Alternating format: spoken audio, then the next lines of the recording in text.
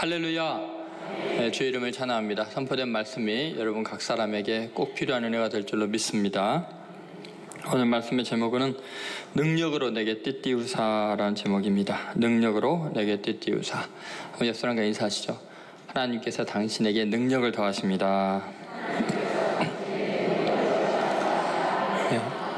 한마디 더 하시죠. 당신은 용사입니다. 다윗이 자기의 인생을 돌이켜보니까 허다한 대적들이 삶의 순간순간 있었다는 것을 알게 됩니다. 그리고 그 대적을 극복해 나가는 과정이 하나님께서 당신을 크게 만드는 하나님의 방법이었다는 것 또한 알게 됩니다. 여러분, 우리 인생은 세월이 가면 갈수록 다양한 그 종류의 대적자들을 겪게 됩니다. 내가 원하든 원치 않든, 그것이 어렸을 때 동네에서 괜히 나한테 시비를 거는 형들이나 그 왼수들이 있는가 하면 학교에서도 직장 생활하면서도 삶의 여정, 죽을 때까지 다투는 이들이 있습니다.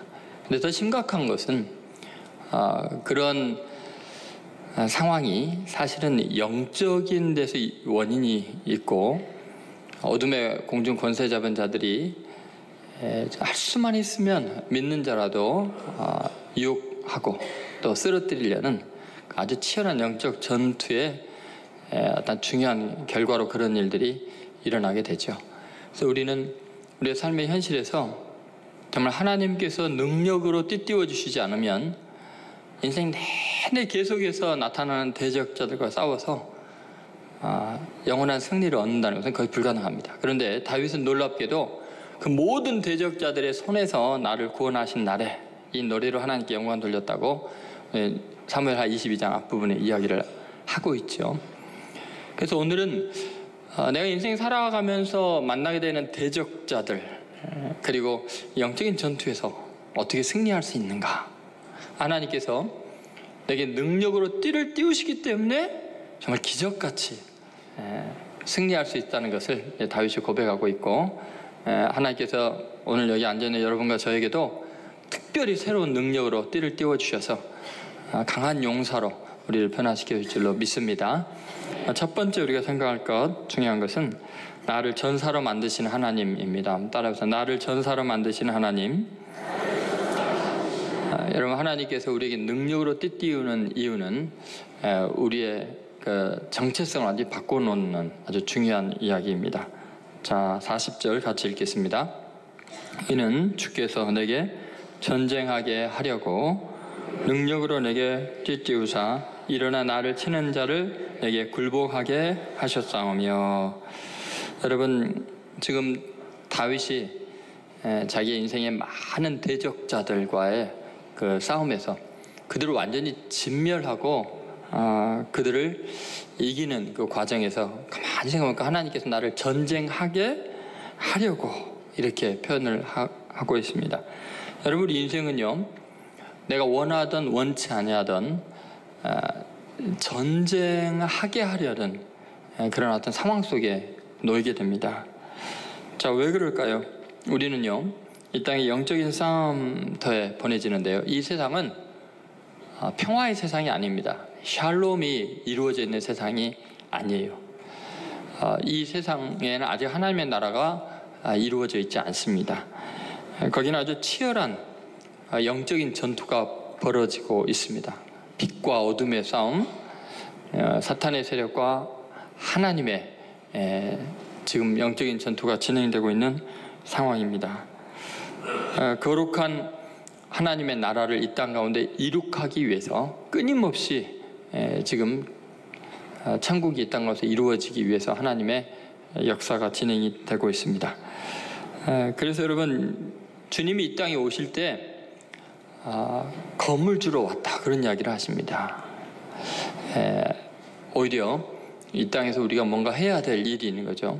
그러니까 어둠의 세력, 그리고 사탄에게 끌려가는 수많은 인생들이 있습니다. 근데 그것이 얼마나 심각한지 우리가 뉴스에서 매일 접하는 그 참혹한 사건들을 보면요, 도대체 인간이 할 수 없는 일들을, 너무 잔인한 일들이 일어나고 있습니다. 어떤 경우는 진짜 그런 일을 저지른 사람이 자꾸 자기에게 뭔가 영적인 세력이 시켜서 그런 일을 했다, 아주 잔혹한 일을 해놓고 이제 그렇게 이야기하는 사람도 있지만, 아주 세련되고 또 교양이 있고 실력이 있는 사람들도 나중에 보면은 자기가 홀린 듯이 자기는 나라를 위해서나 뭐 정의를 위해서 했다고 하지만, 나중에 보면은 아주 악한 영에 의해서 고도의 어떤 그 시스템이나 또는 지식이나 어떤 차원에서 자기가 이해하지 못하는 것은 이제 영적으로 이용당해서 그런 악을 행합니다. 결국은 이 땅에 하나님의 나라가 이루어지지 않는 한은 계속된 참혹한 일들이 일어납니다. 거기에서 그 많은 사람들을 구원하고 사탄으로부터 우리를 보호하려면, 그들을 보호하려면 우리는 이 영적 전투에서 승리자가 되어야 합니다. 그냥 끌려가는 게 아니라, 미리 패배하는 게 아니라 노예처럼 복종하는 게 아니고, 세상의 악의 영에 대해서 또 이 병든 세상의 구조나 원리에 대해서 고쳐나가야 되고 이겨나가야 되겠죠. 그래서 하나님께서는 오늘 다윗을 통해서 이런 말합니다. 이는 주께서 내게 전쟁하게 하려고. 무슨 말이에요?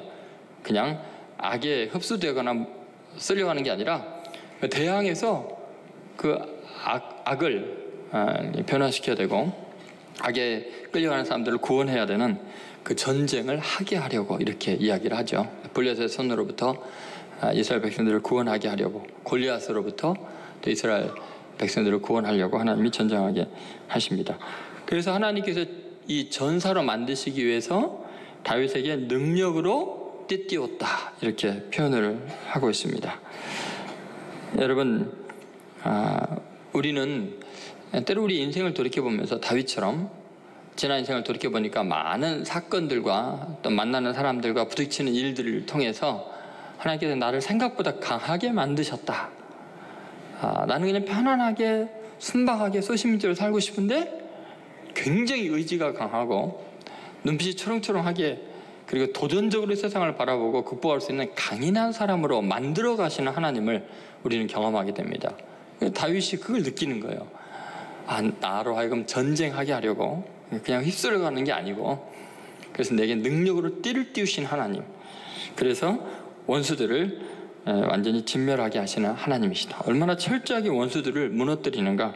38절 39절 말씀을 한번 보시죠. 같이 읽겠습니다. 내가 내 원수를 뒤쫓아 멸하였사오며 그들을 무찌르기 전에는 돌이키지 아니하였나이다.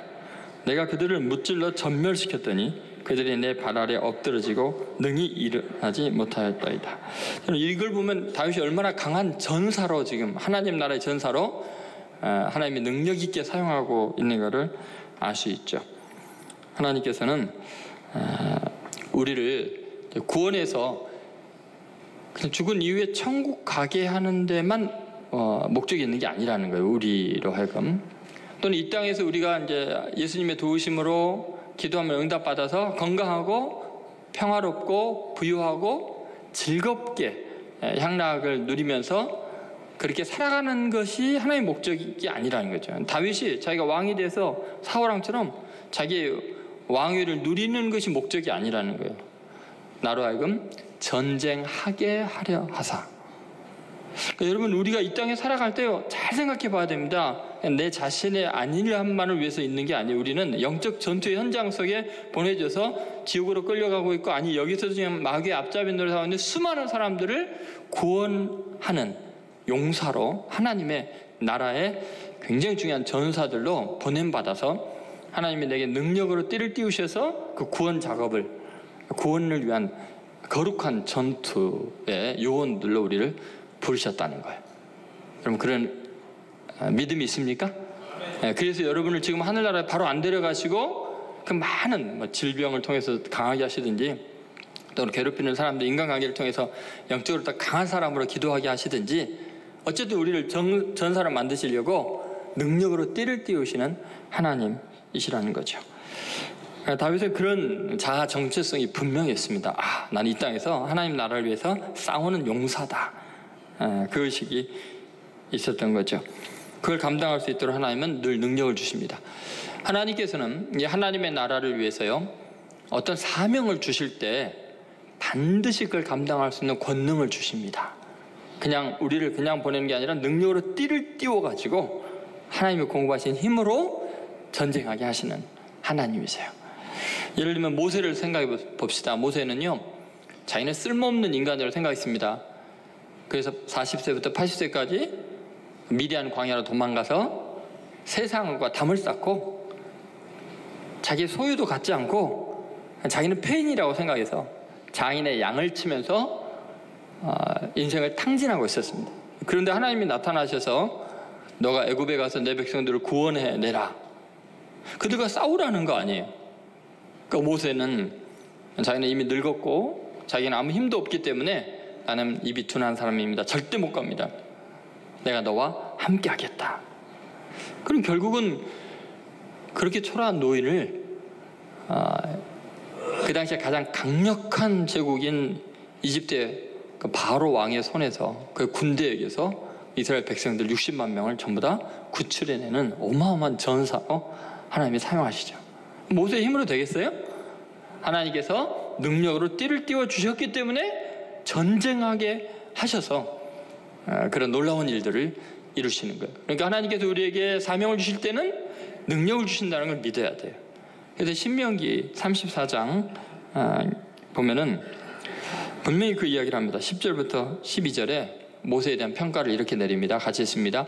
그 후에는 이스라엘에 모세와 같은 선지자가 일어나지 못하였나니 모세는 여호와께서 대면하여 아시던 자요 여호와께서 그를 애굽 땅에 보내사 바로와 그의 모든 신하와 그의 온 땅의 모든 이적과 기사와 모든 큰 권능과 위엄을 행하게 하심에 온 이스라엘의 목전에서 그것을 행한 자이더라. 그렇죠? 모세에게 하나님께서 큰 권능과 위엄을 이렇게 행하게 하셨다는 거예요.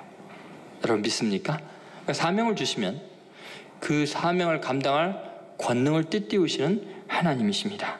여호수아도 마찬가지죠. 여호수아서 1장 5절에도 보니까 이런 말씀이 있습니다. 내 평생에 너를 능히 대적할 자가 없으리니 내가 모세와 함께 있었던 것 같이 너와 함께 있을 것입니다. 내가 너를 떠나지 아니하며 버리지 아니하리라. 그러니까 다시 말해서 가나안 정복 전쟁의 여호수아를 그 전쟁하게 하려고 보낼 때는 어떻게 해요? 두려워하고 놀라지 말라. 능히 너를 당할 자가 없게 하겠다. 하나님이 능력으로 띠를 띄워 주시고 그 일을 감당하게 하시는 것입니다. 여러분 삼손에게 이스라엘 민족을 블레셋에서 구원하게 할 때 어마어마한 여호와의 신이 임해서 권능이 있게 하셨습니다. 그러니까 하나님을 위한 싸움, 그 이스라엘 백성들이 착취를 당하고 죽임을 당하는 것에서 그들을 구원하기 위해서 이 삼손이 사무엘 가지고 나갈 때는 삼손을 당할 자가 있었어요? 없었어요. 그냥 무기도 없이 낙이 턱 뼈가지고 그냥 블레셋 사람 1000명을 쳐 죽일 정도로 하나님의 능력이 힘있게 임했지만 그가 하나님의 전쟁을 포기하고 여호와의 사명을 포기하고 사욕의 정욕의 노예가 되어 있을 때는 어떻게 됐어요? 그 모든 능력을 하나님이 다 순식간에 거두어가니까 블레셋 사람들에게 눈이 뽑히고 조롱거리가 되는 비참한 인생이 되죠. 그러니까 여러분 우리가 인생의 사명을 가지고 하나님을 위한 거룩한 성전에 쓰임받는 수많은 사람들을 죽음의 길에서 구원하고 이 땅의 어둠과 악과 제도적인 잘못된 것들과 맞서 싸울 적에는 하나님께서는 우리에게 능력으로 힘을 더해 주신다는 걸 믿어야 합니다. 이사야서 41장 10절에 그 유명한 말씀 있죠. 같이 읽겠습니다. 두려워 말라 내가 너와 함께함이니라. 놀라지 말라 나는 내 하나님이 됨이니라. 내가 너를 굳세게 하리라. 참으로 너를 도와주리라. 참으로 나의 의로운 오른손으로 너를 붙들리라. 그러니까 능력으로 띠띠우는 정도가 아니라 하나님의 능력의 오른손이 함께 하셔서 굳세게 한다. 도와주신다. 이렇게 이야기를 합니다. 그러니까 강한 용사로 세상을 변화시키는 위대한 삶을 우리는 살 수 있습니다. 두려워하지 말고 놀라지 말라고 하는 말은 스스로는 너무나 힘이 없고 나약하다 생각이 돼요. 내가 가진 능력으로는 안 되기 때문에 두렵고 놀랍죠. 그런데 하나님께서 능력으로 띄워주신다고 약속하고 있습니다. 예수님도 제자들을 세상에 파송하실 때 똑같은 이야기를 하십니다. 그러니까 어부들이었고 그것도 실패한 자들이었잖아요. 근데 그들에게 하나님께서 세상으로 보낼 때는 감당할 수 있는 능력을 반드시 입혀주십니다. 마가복음 3장 14절 15절에 있는 말씀을 같이 읽어보겠습니다. 이에 12를 세우셨으니 이는 자기와 함께 있게 하시고 또 보내사 전도도 하며 귀신을 내쫓는 권능도 가지게 하려 하심이로라. 여기 보니까 심지어 뭐예요? 귀신도 내쫓는 권능도, 그럼 다른 권능도 많이 주신 거예요. 가지게 하려 하심이더라. 여러분, 하나님께서 나로 하여금 거룩한 하나님의 일을 하게 할 때는 반드시 권능을 주신다는 것을 믿으셔야 돼요. 왜냐하면 성경이 계속 이야기를 하고 있잖아요. 모든 믿는 성도들에게 하나님께서 약속하신 말씀이 그렇습니다. 그리스도의 증인으로 이 땅에 복음을 전하고 사람들을 구원하는 사람들에게 하시는 말씀입니다. 누가복음 24장 48절부터 49절까지 보겠습니다. 너희는 이 모든 일의 증인이라. 볼지어다 내가 내 아버지께서 약속하신 것을 너희에게 보내리니 너희는 위로부터 능력으로 입혀질 때까지 이 성에 머물라 하시다니. 여러분, 이렇게 하나님께서 분명히 약속을 하시잖아요. 위로부터 능력으로 입혀질 때까지, 그러니까 능력으로 띠띠우사, 이런 거죠. 그러니까 여러분 꼭 믿으셔야 돼요. 우리가 이 땅에서 위로부터 공급되는 힘, 하나님이 띠띠우시는 그 능력으로 말미암아서 우리는 이 악한 세상에서 능히 이길 수가 있고 하나님의 용사로, 전사로 쓰임받을 수 있습니다. 그래서 나이와도 상관없고 학문이나 지식이나 이런 거에 유무에도 상관없고요. 정말 위로부터의 능력으로 거룩한 성전의 전사가 될 수 있습니다.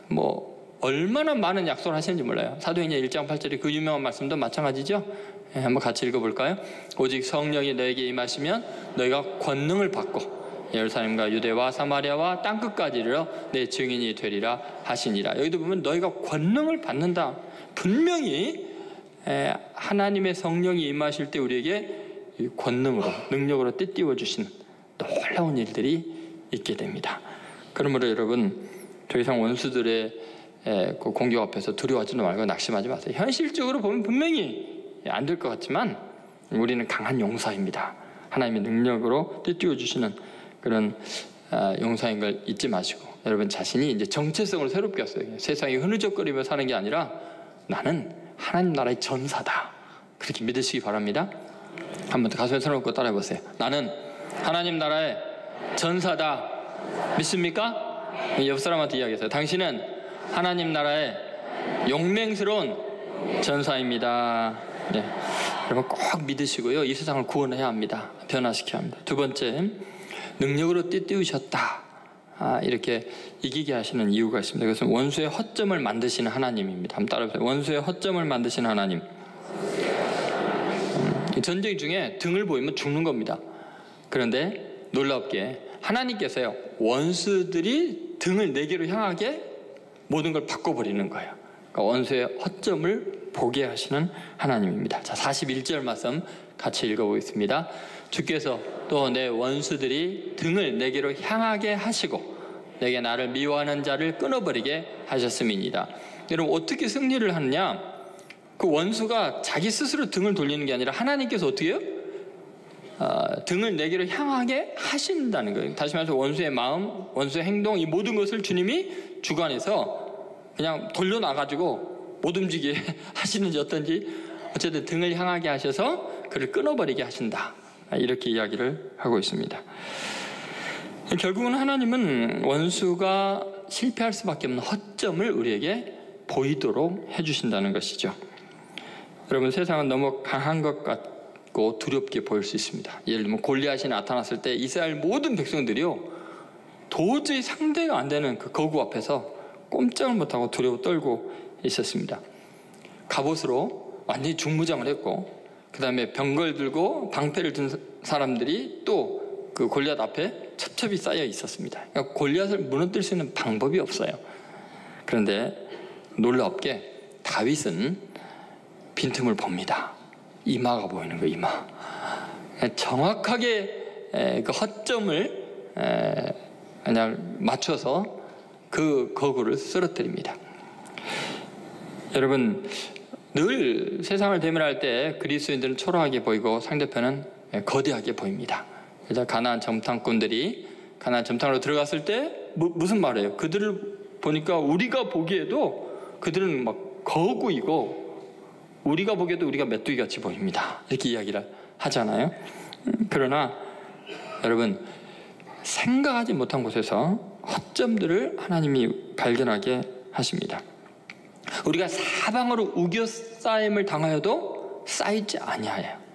왜냐하면 하나님께서요, 거기에 허점을 분명하게 보여주시기 때문에 돌파해 나갈 수 있는 길을 열어주십니다. 그래서 우리는 승리할 수밖에 없는 전사들이 되는 것입니다. 사실 다윗은 허점이 많은 사람이었습니다. 원수들의 밥이 되게 딱 좋은 상황이 있었어요. 밧세바를 범하고 우리아를 죽이고 모든 왕의 권위가 신앙심이 다 실추되고, 그랬을 때 신기하게요, 어떤 블레셋도 어떤 외부의 적도 쳐들어오지를 못합니다. 하나님께서 다윗의 허점을 다 막아주셨어요. 근데 다윗에게는요, 늘 대적자들의 허점을 보여주셔요. 공격할 수 있는 것들을 다 알려주십니다. 다윗이 전쟁할 때 경험했던 거예요. 하나님께서 이상하게 적들의 허점을 다 보여주시는 것을 느끼죠. 예를 들면 다윗이 오늘 고백한 대로 적들의 등을 내게로 향하게 한다 그랬잖아요. 한때는 이런 적이 있었습니다. 다윗이 자기 일행들과 함께 급하게 막 도망을 가야 됐어요. 왜냐하면 사울이 갑자기 급습을 하는 바람에 광야 속에서 숨을 곳이 없는 거예요. 급하게 그냥 동굴 속으로 들어가 숨었거든요. 근데 사울 일행이 막 쫓아와서 수색을 하는 게 아니라 밖에서 다 군들이 기다리고 사울왕이 급하게 뛰어들어가 혼자서. 그럼 뭐 해요? 갑자기 볼 일이 마려워갖고 수색을 중단시키고 그 동굴 속으로 수색할 생각을 안 하고 화장실로 이용하는 거예요. 그냥 뛰어들어가서 갑옷을 벗고 그리고는 이제 앉아서 볼 일을 보고 있는 거예요. 안에는 누가 있어요? 다윗과 일행들이 있고. 그러니까 완전히 원수의 등을 다윗에게 보이게 하죠. 그러니까 주위에 있는 사람들이 하나님께서 오늘 원수를 죽일 수 있는 기회를 주셨습니다, 이렇게 이야기할 정도예요. 근데 이것은 아주 상징적인 사건이에요. 하나님이 함께하면요, 궁지에 몰린 것 같은데 그 자리에서 오히려 원수가 뭐예요? 등을 보이게 하신다니까요. 변이 마렵게 해서라도 등을 보이게 하시는 하나님이에요. 그렇게 우리에게 승리를 안겨주시는 하나님인 걸 여러분 믿으셔야 돼요. 여러분, 심지어 우리의 삶에 있어서 객관적인 전쟁의 그 전력의 그 문제가 성패를 좌우하지 않는다는 것입니다. 아무리 완벽한 전술을 구하고 무기가 많아도요, 참 신기하게 허점이 하나 딱 보이면 그걸로 그냥 모든 강력한 무기건 전력은 다 끝나버립니다. 그러면 아킬레스의 건 아시죠? 아킬레스가 너무 완벽한 전사여서 어디든 맞출 데가 없는데 그 아기를 그 불멸의 그 물에다 이렇게 그 담궜다가 꺼낼 때 이게 엄마가 잡은 그 아기의 그 발목, 여기가 약점이 되잖아요. 거기에 화살 맞으니까 그냥 무너지잖아요. 가장 강력한 사람도. 그러니까 하나님께서 그런 걸 우리에게 보이게 하시는 거예요. 적들의 그 등을 우리에게 향하게 하신다는 거죠. 그래서 여러분, 결국은 하나님께서 은혜로 전쟁에서 이기게 하시기 때문에 우리는 강한 용사들로 하나님께 쓰임받을 수 있습니다. 예를 들면 모르드게 같은 경우도 마찬가지죠. 모르드게와 하만의 그 싸움을 보면요, 모르드게는 유대인으로서 율법대로 살려고 애를 쓰는데 하만이라는 총리 대신이 자기에게 절하지 않는다는 이유만으로 모르드게도 죽이고, 모르드게가 어느 나라에 속한가 봤더니 유대 민족인 걸 알고 전 세계에 흩어진 모든 유대인들을 한날 한시 동시에 이제 몰살할 계획을 세우죠. 그럼 모르드게가 미워서 가장 잔혹하게 죽이려고 자기 집에다 일찍이 높은 장대를 만들어 놓고 저기 매달아서 온 세상 사람들이 다 보게 하고 죽이겠다, 이렇게 생각을 했습니다. 또 어느 날 왕이 잠이 안 와가지고 역사책을 읽다가 최근에 일어난 일 중에 자기를 암살하려는 계획을 모르드게라는 문지기가 알려줘가지고 자기가 죽지 않고 살았다는 걸 알게 돼요. 그래서 서기관을 불러서 그러면 모르드게에게 무슨 상을 베푼 게 있냐 하니까 없었습니다. 저런 아침에 일찍이 하만을 들어오게 해라. 그러니까 하만이 이제 총리 대신이고 가장 높은 사람이고 지혜로운 사람이니까 하만에게 이런 말합니다. 왕이 가장 높이고 싶은 사람이 있을 때 어떻게 하는 것이 최고로 높이는 거냐, 이렇게 물어봐요. 근데 하만이 그 이야기를 듣고는 왕이 높이려고 하는 사람이 나 말고 누가 있겠는가 하면서 자기가 이제 영광스럽게 되는 방법을 왕에게 제시를 합니다. 왕이 정말 높이려는 사람이 있으면 왕복을 입히고 왕의 호를 들고 왕의 버금수레, 최고의 왕의 그 수레를 타고 왕이 가장 아끼고 사랑하는 사람이 그 수레를 끌고 온 나라를 다니면서 왕이 높이려고 하는 사람이 이렇게 될 겁니다 라고 공포하게 하시면 그것이 최고입니다. 그리고 이제 자기를 그렇게 해주기를 기대하고 있었는데 왕이 뭐라 그래요? 그러냐? 정말 좋은 생각이다. 그럼 네가 모르드게를 왕복을 입히고 버금수를 태워서 네가 끌고 다니면서 모르드게를 칭찬하는 말을 해라 이렇게 이야기하시잖아요. 하만은 가장 지혜로 모르드게를 멸하려고 하는데 오히려 거꾸로 되는 거죠. 말도 안 되는 일이 일어나는 거 얼마나 분통이 터졌겠어요. 이제 일을 갈면서 완전히 죽여야겠다 이렇게 생각을 하는데 오히려 어떻게 돼요? 결과는 모르드게를 매달려고 했던 높은 장대에 누가 죽어요? 하만이 매달려서 죽게 돼요. 여러분 이 모든 것을 보면요, 원수는 아무리 꾀를 내고 왕의 어인을 쫓고 조서를 내리고 모든 방법을 다 동원해도 하나님께서 그 등을 돌리게 하시면요 꼼짝없이 원수는 무너질 수밖에 없습니다. 우리가 이 땅에 살아가면서요, 내 힘과 내 능력으로만 이기는 게 아니에요. 내가 아무리 강해도 하나님께서 도와주시지 않으면 안 돼요. 원수의 허점을 보이게 하시지 않으면 승리할 수가 없습니다. 더구나 우리의 허점을 오히려 가리워 주시는 하나님의 은혜가 있습니다. 예수님께서 바리새인과 서기관과 또 관원들과 이방인들에게 미움을 받으셔, 국민 백성들에게도 미움 받으셔 십자가에 매달려 죽임을 당하십니다. 그때 사탄의 생각에는 이제 하나님의 아들을 완전히 십자가에 못 박아서 죽였기 때문에 이제 자기가 영원한 승리를 했다고 생각을 했습니다. 그런데 놀랍게도 그것이 사탄의 아킬레스건을 끊어버리는 어마어마한 일이 되는 거예요. 왜냐하면 사탄의 가장 강력한 힘은 뭐예요? 죄거든요. 죄를 통해서 인간을 움직이고 그 다음에 사망의 권세로 우리를 위협하거든요. 근데 예수님은 십자가에 못 박아 죽여서 거기서 피 흘리게 함으로 죄가 완전히 그 십자가 위에서 다 씻어지는 거예요. 전 인류의 죄가. 그리고 예수님이 죽으심으로 말미암아 끝나는 줄 알았더니 부활하심으로 사망의 권세가 깨지고 사망의 구멍이 뚫려버리는 거예요. 그러니까 사탄의 두 가지 힘이 완전히 무너지게 되는 거죠. 그러니까 여러분 우리가 꼭 이 사실을 잊지 마세요. 하나님의 지혜와 지식은 측량할 수가 없어요. 하나님께서 원수로 우리의 등을 향하게 하시면 우리는 반드시 승리하게 되어 있어요. 그렇게 하나님께서 우리를 사용하신다는 것을 믿으시고요, 이 세상에 정말 하나님 나라를 위한 전투에 두려움 없이 나가세요. 전력 비교가 아니라 하나님께서 원수의 등을 내기로 향하게 하실 것을 믿으시고요, 직장에 나가거나 또 어떤 사람을 만나거나 당당하시고요, 용사다운 그 품위를 잃지 마시고 용감하게 승리하는 여러분 되시기를 주의 이름으로 소원합니다. 세 번째, 원수의 도움 요청을 차단하시는 하나님입니다. 한번 따라해보세요. 원수의 도움 요청을 차단하시는 하나님. 원수들이요 아무리 도울 자를 찾아도 돕지 않게 하시고요, 하나님은 원수가 하나님께 기도해도 그 기도를 물리쳐 버리십니다. 듣지 않으십니다. 그래서 그 모든 도움 요청을 차단하심으로 우리로 하여금 완벽한 승리를 하게 하십니다. 자, 42절 같이 읽겠습니다. 그들이 도움을 구해도 구원할 자가 없었고 여호와께 부르짖어도 대답하지 아니하셨나이다 그랬습니다. 여러분, 나의 강함, 나를 능력으로 뜻띄우신 거, 그리고 원수의 실수, 허점을 보이시는 거, 이것이 승리의 관건이지만 여기 또 하나의 변수가 있습니다. 그게 뭐냐면 아무리 내가 강하고 아무리 원수가 실수를 해도 제3자가 개입이 되면 전세가 바뀔 수 있거든요. 갑자기 원군이 온다든지 하나님이 저기 편으로 갑자기 돌아선다든지 하면은 그들이 하나님께 간절히 기도해서 돌아서 버리면 갑자기 다 이겨놓은 승리가 무너져 내릴 수도 있습니다.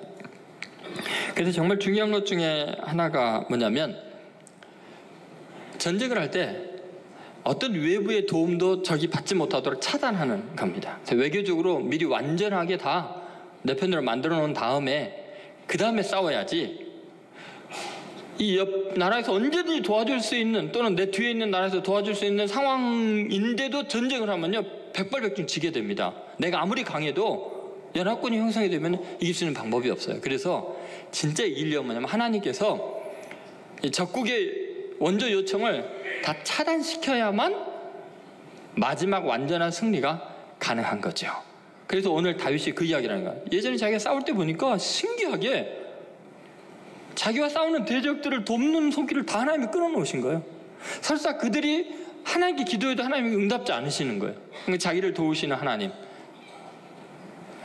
적들의 이 도움 요청을 끊어놓으시는 하나님을 경험하게 된 거죠.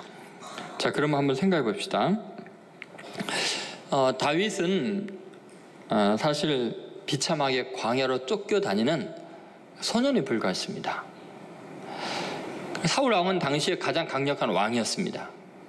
세상 사람들은 당연히 사울 편을 듭니다. 앞날이 뻔하기 때문에 다윗 편 들었다가 무슨 희망이 있겠어요. 그런데 다윗이 경험한 하나님은 놀랍게 힘 있는 자, 재력이 있는 자, 권력이 있는 자를 도와주시는 하나님이 아니라 그들이 아무리 부르짖어도 그들의 부르짖음 외면하시고 가장 비천하고 초라한 죽은 개와 벼룩 같은 그런 자기라고 고백하는 자기의 기도를 들으시고 원군을 보내시고 자기를 도와주시고 그런 하나님을 경험하게 된 거죠. 여러분, 이게 얼마나 놀라운 은혜인지 모릅니다. 다윗의 후손 중에 아사 왕이라고 있죠. 그러니까 아사 왕이 엄청난 전력의 열세에도 불구하고 전쟁을 할 때 그런 이야기를 합니다. 강한 자와 약한 자 사이에는 주밖에 도울 자가 없사오니, 이렇게 이야기합니다. 여러분, 힘이 강한 자와 약한 자 사이에 주밖에 도울 자가 없습니다라는 말이 의미하는 게 뭐냐면요, 이건 세상의 풍조와 하나님의 그 방법이 전혀 다르다는 걸 보여줘요. 예를 들어서 여러분, 강한 자와 강한 자가 싸우면은 어때요? 사람들이 이쪽 강한 자를 도와줄지 이쪽 강한 자를 도와줄지 서로 제보다가 뭐 누군지 도와줄 수 있거든요. 이 편도 있고 저 편도 있어요. 그렇죠? 약한 자와 약한 자 사이에 싸울 때도 뭐 어느 게 이득이 될까 해서 이 편도 도와주는 사람들도 있고 이 편도 도와주는 사람이 있어요. 그렇죠? 그런데 강한 자와 약한 자가 싸울 때는 세상 사람들은 다 강한 자 편을 든다는 거예요. 왜요? 약한 자 도와갖고 괜히 같이 망하거나 손해볼 필요가 없죠. 여러분, 뭐 투자할 때 너무 약해갖고 저 회사 망하겠다, 그러니까 내가 도와주겠다고 투자하는 사람 봤어요? 그렇지 않아요. 그죠? 전쟁도 마찬가지입니다. 그런데 신기하게 지금 아사 왕이 고백하는 건 뭐냐면, 힘이 강한 자와 약한 자 사이에는 주밖에 도와줄 리가 없사오니 라는 말은 세상 사람들이 돕는 것과 다르게 하나님은 오히려 희망이 없고 약한 자를 도와주시는 유일한 분이라는 거예요. 그래서 주밖에 도울 자가 없다는 거예요. 약한 자 편을 들 사람은 주님밖에 없습니다. 그래서 약한 자이면서도 다윗은 승리에 대한 확신이 있었어요. 여러분들 이런 믿음이 있습니까? 세상 사람들이 다 강한 자를 도우려고 해도 하나님은 약한 나를 도우시는 분임을 믿습니까? 하나님은 그런 분이시라고 지금 다윗이 이야기를 하는 거죠. 정말 그런가 한번 생각해 봅시다. 여러분, 다윗이 얼마나 연약한 사람이었습니까? 다윗은 사실 자기를 도울 자가 아무도 없을 줄 알았어요. 그런데 하나님이 다윗을 향해서 기뻐하는 마음을 가지셨어요. 그리고 그를 내 마음에 합한 자다라고 이야기를 하셨고요. 그리고 그를 사랑하셔서 무조건적으로 다윗 편이 되시고, 놀랍게도 다윗과 언약을 맺으세요. 영원한 언약을 맺어 다윗 언약이라고 하죠. 이것은 변개치 않고 끝까지 다윗의 후손 중에 왕위가 있게 하겠다, 그런 이야기를 하십니다. 근데 그 이유는 뭐냐면, 다윗이 심지어 부모에게도 버림을 받았어요. 내 부모는 나를 버렸으나 여호와께서는 나를 영접하시리니. 사방을 쫓겨다니고 그 소년 시절부터 해서 40세가 될 때까지 정처 없이 떠도는 비참한 인생이었습니다. 온 나라 군대가 자기를 죽이려고 할 정도로, 그리고 사람들은 보기만 하면 신고할 정도로 가장 미약한 사람이었습니다. 그런데 하나님은 놀랍게도 그 다윗의 기도에는요 즉시 응답하셔요. 다윗을 잡으려고 하는 사람들의 기도에는 응답하지 않으십니다. 하나님이 자기 돕는 자인 것을 알았어요. 여러분 늘 그렇습니다. 하나님은요 약한 자의 도움 요청은 거절하지 않고 강한 자의 요청은 외면하셔요. 왜 그럴까요? 여러분 이스라엘도 똑같습니다. 이스라엘을 하나님이 성민으로 선택한 그것은 이스라엘이 다른 민족보다 강해서가 아닙니다. 신명기 7장 6절부터서 8절 말씀 한번 같이 읽어보겠습니다. 너는 여호와 내 하나님의 성민이라. 내가 하나님 여호와께서 지상 만민 중에서 너를 자기 기업의 백성으로 택하셨나니 여호와께서 너희를 기뻐하시고 너희를 택하시면 너희가 다른 민족보다 수요가 많기 때문이 아니니라. 너희는 오히려 모든 민족 중에 가장 적으니라. 여호와께서 다만 너를 사랑하심으로 말미암아 또는 너희의 조상들에게 하신 맹세를 지키려 하심으로 말미암아 자기의 권능의 손으로 너희를 인도하여 내시되 너희를 그 종되었던 집에서 애굽 왕 바로의 손에서 속량하셨나니. 여러분 분명히 이야기하죠. 왜 이스라엘을 도우시고 택하시고 성민으로 삼았어요? 그것은 하나님이 기뻐하셨기 때문에. 근데 왜 기뻐해요? 가장 숫자가 적으니까. 모든 민족들 중에 가장 천한 노예들이니까, 희망이 없는 자들이니까 약하기 때문에 사랑하시는 거예요. 그래서 너희를 사랑하심으로 말미암아, 하나님은 이렇게 약한 자를 사랑하는 하나님이세요. 그리고 너희 조상들에게 맹세를 지키려 하심으로 말미암아, 그러니까 하나님의 언약 때문에 지금 도와주는 거죠. 그래서 이집트의 그 바로의 손에서부터 그들을 속량하시고 도와주신 거죠. 하나님이 원조군이 되시는 거예요. 그러니까 하나님이 그래서 만군의 하나님이죠. 만왕의 왕이신 분이십니다. 여러분 결국은 그렇습니다. 우리가 인생 살아가면서 하나님의 도우심을 받을 수 있는 이유가 뭐냐? 하나님이 왜 우리를 도와주시느냐? 그것은 우리가 스스로 약한 것을 인식할 때예요. 난 정말 하나님의 은혜가 없으면 이 땅에는 의지할 리가 없을 때, 누구도 나를 도와줄 리가 없을 만큼 비참한 존재라는 인식이 있을 때 하나님은요 우리를 기뻐하시고 우리를 사랑하시고 그 언약을 기억하셔서 우리를 구원하시는 놀라운 은혜의 하나님입니다. 정말 그런가요? 여러분 그런 거 믿습니까? 성경에서 입증을 해야 될 거 아니에요. 고린도전서 1장 26절부터서 28절을 한번 보시죠. 자, 같이 읽겠습니다.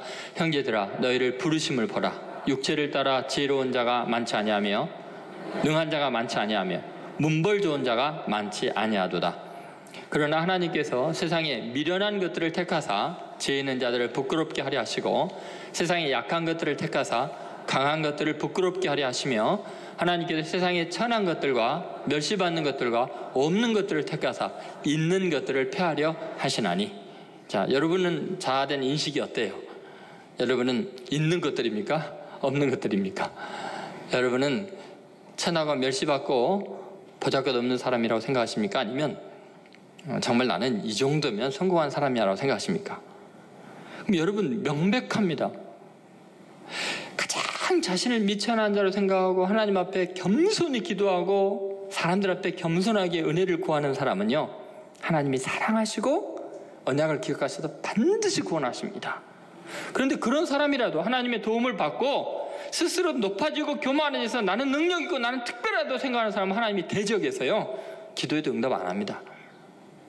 성경이 계속 하는 말이에요. 하나님은 겸손한 자에게 은혜를 주시고 교만한 자를 대적하시는 하나님이에요. 그러니까 다윗이 그렇게 하나님께 쓰임받은 건 끝까지 겸손한 거예요. 하나님 앞에서. 하나님 앞에 살려달라고. 하나님밖에 도울 자가 없는 자라고. 왜 그럴까요? 왜 하나님은 이런 원칙으로 세상을 움직여 나가는 걸까요? 고린도전서 1장 29절에 분명히 이렇게 말합니다. 같이 읽겠습니다. 이는 아무 육체도 하나님 앞에서 자랑하지 못하게 하려 하심이라. 여러분 오직 하나님이 영광 받기를 원하십니다. 여러분 베드로도 마찬가지인데요. 베드로가 스스로 예수님 앞에 늘 하는 말이 뭐냐면 내가 주를 위해서 목숨을 버리겠습니다. 다른 사람 다 주를 버리고 떠나가도 나는 주와 함께 죽으러 가겠습니다. 이렇게 이야기하죠. 그런데 그는 예수님을 부인하게 되죠. 그리고 나중에 절망해가지고 폐인이 돼가지고요, 나는 그냥 물고기나 잡으러 가겠다. 부활한 주인 만나고도 도망갔어요. 자격이 없다고 생각하니까. 그랬을 때 예수님이 끝까지 찾아오셔서 너가 날 사랑하느냐? 그러면 내 양을 먹이라. 치라, 내 양을 먹이라 하고 사명을 주시죠. 그리고 사명을 감당할 때 굉장히 중요한 원리를 베드로에게 이야기하시는 되게 놀라운 이야기를 하십니다. 요한복음 21장에 보면 그 이야기가 나옵니다. 21장 18절 같이 한번 읽어보겠습니다. 내가 진실로 진실로 내게 이르노니 내가 젊어서는 스스로 띠뛰고 원하는 곳으로 다녔거니와 늙어서는 내 팔을 벌리리니 남이 내게 띠띠우고 원하지 아니하는 곳으로 데려가라. 여기 보면 이제 띠를 띄운다는 이야기 나오죠. 자, 스스로 띠를 띠고 네가 원하는 곳으로 다녔을 때는 젊을 때예요. 그죠? 내가 힘있고 내가 이만큼 능력을 갖췄다고 스스로 띠뛸 때는 예수님 부인하고 저주하고요, 밤새껏 그물질해도 헛구물질했어요. 그런데 이제 자기가 실패자인 걸 알게 되고 이제 자기는 그냥 항복을 하고 손을 벌리고 있으니까 이제 늙어서는 남이 띠를 띄우는 거예요. 다윗이 그랬죠. 하나님께서 내게 능력으로 띠띠우시고 그리고 하나님이 이끌어 가시는 거예요. 그렇게 하나님의 손길에 붙잡히는, 이제 정말 나는 아무것도 할 수 없는, 세상에 소망이 없는 사람입니다라고 고백하고 하나님 앞에 이끌림을 받기 시작할 때는 하루에 3,000명씩 구원하는 능력 있는 사도로 쓰임받는 거예요. 주님의 능력이 내게 띠띠워지기를 바라는 간절한 소망과 믿음의 기도가 있고 이제 하나님밖에 의지할 리가 없습니다라는 고백이 나올 때 하나님이 다윗처럼 위대하게 쓰시는 거예요. 베드로도 그렇고요. 그래서 여러분 지금 형편이 어떤지 저는 잘 몰라요, 개인적으로. 그러나 여러분, 그렇게 잘 나가던 사람이 밑바닥에 되어 있다면, 지금 너무나 희망이 없는 것 같다면 이때야말로 하나님의 전사로 거듭다는, 그전에 내 힘으로 싸웠는데, 그전에 내 욕망을 위해서 살았는데, 내 욕망을 살았는데 이제는 하나님의 나라를 위한 거룩한 전사로 변화될 수 있는 절호의 기회죠. 하나님께서 여러분 부르고 있는 거예요. 너는 사명으로 살아라. 네가 예전에 추구했던 모든 영광과는 비교할 수 없는 다윗같이 영광스럽고 위대한 인생으로 너를 삼을 테니까 다시 기도하고 다시 하나님의 능력을 힘입고 내가 띠띠워주는 대로 살면 원수의 득인 네 길로 향하게 될 거고 내가 언제든지 너를 도와줄 거다. 여러분 그렇게 살아가시기 바랍니다. 우리 민족도 마찬가지, 한국 교회도 마찬가지고요. 우리가 스스로 잘났다고 생각할 때 한없이 하나님이 낮춰버립니다. 근데 겸비해서 기도하면 하나님이 능력 있는 위대한 민족으로 역사 속에 다시 하나님의 나라를 이룩하는 수많은 나라들을 구원하고 먹여 살리는 위대한 민족으로 다시 사용하실 줄로 믿습니다.